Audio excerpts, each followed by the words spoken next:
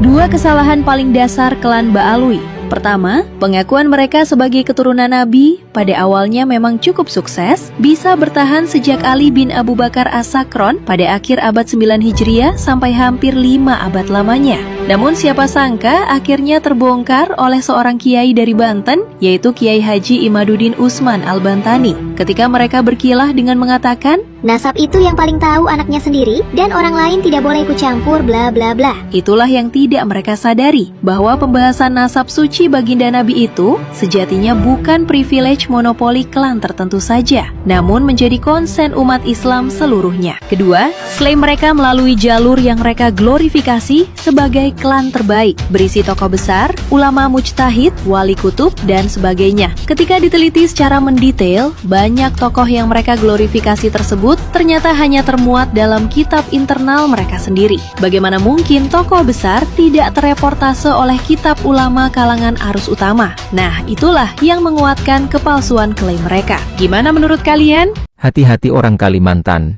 Lutfi bin Yahya, ini Mang Lutfi ini, selain telah membelokkan sejarah Nahdlatul Ulama, sejarah KRT Sumohidingrat, saya lihat di Kalimantan dia terbang kemudian mengakui seorang pejuang dari kerajaan Kutai sebagai bagian dari keluarga bin Yahya. Klaim ini katanya seorang bin Yahya menikah dengan seorang putri Raja Kutai, kemudian dia diangkat sebagai seorang qadhi atau mufti. Dan ini yang dia klaim ini, perempuan anak raja ini, saya tahu bahwa dia tidak punya anak, tidak punya suami. Tetapi saya tunggu dari Kalimantan, keluarga kerajaan Kutai sampai hari ini tidak memberikan respon jawaban. Maka nanti kalau beberapa waktu ini belum ada juga dari keluarga Kutai yang mempunyai perasaan, sense of belonging terhadap kesejarahannya, terpaksa dari Jawa yang akan membongkarnya. Kalau Habib berbuat dosa, setiap sholat didoakan oleh seluruh umat Islam. Kalau ada umat Islam tidak mau mendoakan Habib, maka umat Islam tersebut tidak sah sholatnya, tidak mungkin masuk surga. Ada yang nanya, emang kalau sholat wajib mendoakan Habib? Iya wajib. Emang ada Habib dalam sholat? Ada. Ya, begitulah, bagi orang awam sudah tentu pasti ini sangat mencengangkan. Statement kontroversi yang viral lagi dari kalangan para habaib, statement dari Habib Novel. Sebetulnya saya malas membahas ini, tapi karena ada 2 poin yang dicatat, nah poin kedua lah yang membuat saya bersemangat membahas ini. Poin pertama, ini sah-sah saja dikatakan oleh para habaib bahwa orang-orang mukmin itu suka mendoakan para habaib, yakni dalam salat ada ucapan Allahumma sholli ala Muhammad wa ala ali Muhammad. Jadi ali Muhammad di situ mereka mengartikan hanya satu, keturunan Rasulullah dari segi nasab, yakni Banu Hashim dan Banu Muthalib.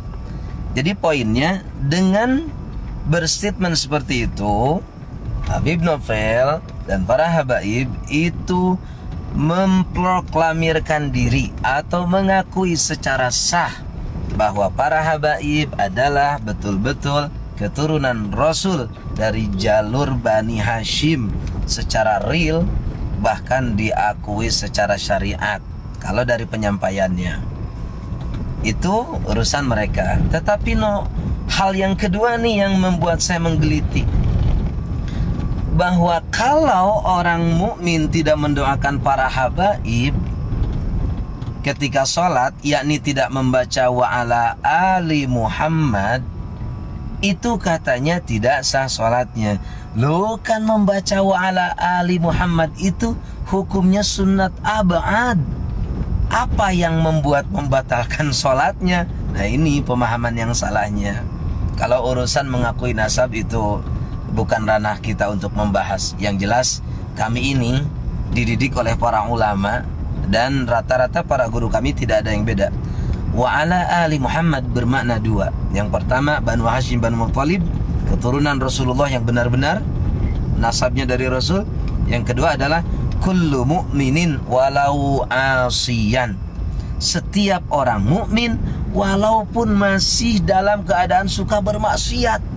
Jadi kalaulah Habib Nopel berkata orang mukmin suka mendoakan para habaib dengan berkata Allahumma sholli ala Muhammad wa ala ali Muhammad, lo kita juga didoakan bro dengan kalimat wa ala ali Muhammad, kita termasuk. Lihat dalam Syarah Safinah, belum lagi kitab-kitab besar. Wa ala ali Muhammad, makna yang kedua adalah kullu mu'minin, setiap orang mukmin walau asiyan, walaupun masih suka bermaksiat.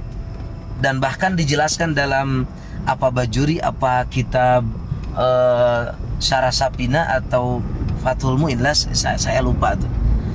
Bahkan orang mukmin yang selalu bermaksiat itu lebih butuh untuk didoakan ketimbang orang-orang yang soleh. Begitu kata ulama. Wallahu a'lamu bis-shawab. Assalamualaikum warahmatullahi wabarakatuh. Selamat sore mahasiswa UI. Lagi demonstrasi mengkoreksi, menasihati penguasa yang tidak mau dinasihati, bahkan cenderung korup dan lalim. Pada bulan yang mulia ini, Maulidur Rasul, Nabi bersabda, Abdalul jihad kalimatu haqqin inda sultanin jair. Sebaik-baiknya, seabdol-abdolnya jihad, berkata yang benar di hadapan penguasa yang zalim. Saya kira lewat demonstrasi inilah kita menasihati pemimpin yang zalim untuk kembali kepada jalan yang benar, kalau enggak ya mundur. Teman-teman pasti pada tahu lah ya siapa orang di samping gua ini ya. Dan kayaknya orang Jawa Barat udah kemakan sama gimmicknya, jadi gue minta tolong sama orang-orang di luar Jawa Barat. Kita dulu pernah punya sosok politikus yang mirip seperti ini gimmicknya nih. Dan akhirnya dia terpilih menjadi presiden sampai 2 periode. Dan sampai sekarang kerusakannya banyak banget, mulai dari IKN bahkan sampai ke WUS. Nah, beliau ini ya banyak banget fansnya di Jawa Barat dan gimmicknya sama kayak pria Solo waktu itu. Jadi buat orang di luar Jawa Barat atau bahkan orang Jawa Barat, jangan kemakan gimmick sama orang ini. Memang ada beberapa programnya yang bagus, harus diakui, tapi yang nyelenehnya juga banyak ya, yang aneh-anehnya juga banyak. Gue minta tolong kalau misalkan di 2029 orang ini nyalonin jadi presiden kita, jangan dipilih karena takutnya nanti mirip kayak pria Oslo tadi. Kemudian tentang fakir fakir yang keramat-keramatnya katanya keluar banyak pada saat dia hidup, kemudian dikeluarkan pada abad ke-9 890 Hijriah.